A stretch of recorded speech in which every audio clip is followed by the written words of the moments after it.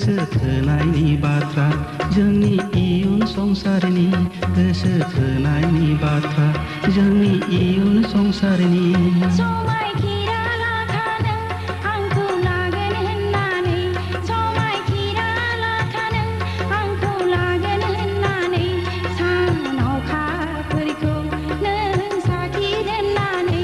सान अखाफोरखौ नों साखि दोननानै जारो फै दसे रायलायनि गोसो थोनायनि बाथ्रा जोंनि इयुन संसारनि गोसो थोनायनि बाथ्रा जोंनि इयुन संसारनि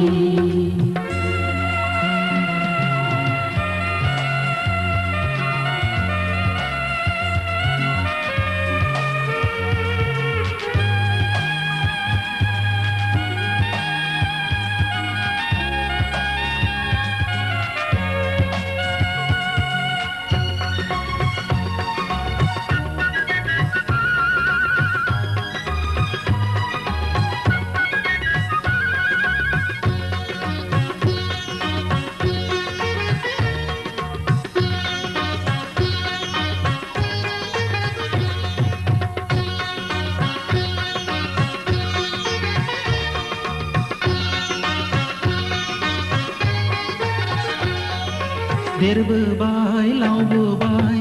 सिख्ला जाबाय आंखौ बरायनाय फावखौ नोंबो रोंबाय देरबोबाय लावबोबाय जोहोलाव जाबाय आंखौ लांनाय गोहोआ नोंहा जाबाय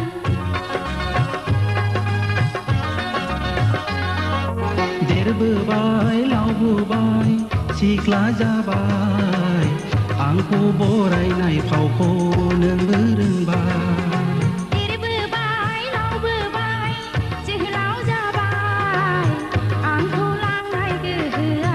नोंहा जाबाय जारो फै दसे रायलायनि गोसो थोनायनि बाथ्रा इयुन संसारनि गोसो थोनायनि बाथ्रा जोंनि इयुन संसारनि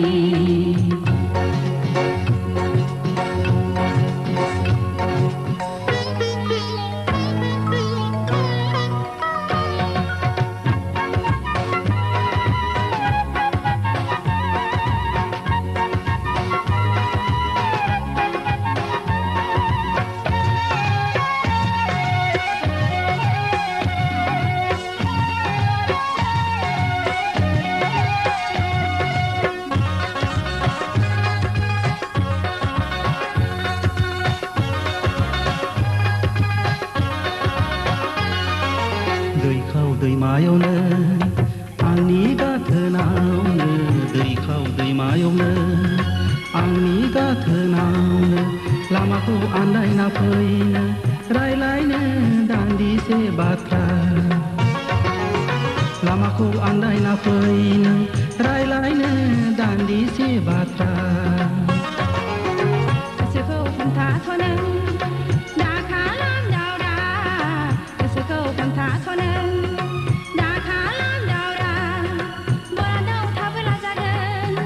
सानसे सानैजों हाबा बरादाव थाबोला जागोन सानसे सानैजों हाबा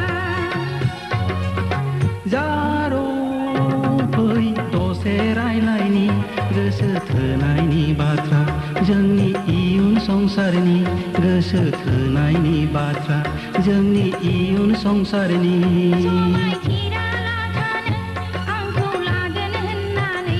समायखिरा लाखानो आंखौ लागोन होननानै सान अखाफोरखौ नों साखि दोननानै सान अखाफोरखौ नों साखि दोननानै जारो फै दसे रायलायनि गोसो थोनायनि बाथ्रा जोंनि इयुन संसारनि गोसो थोनायनि बाथ्रा जोंनि इयुन संसारनि गोसो थोनायनि बाथ्रा जोंनि इयुन संसारनि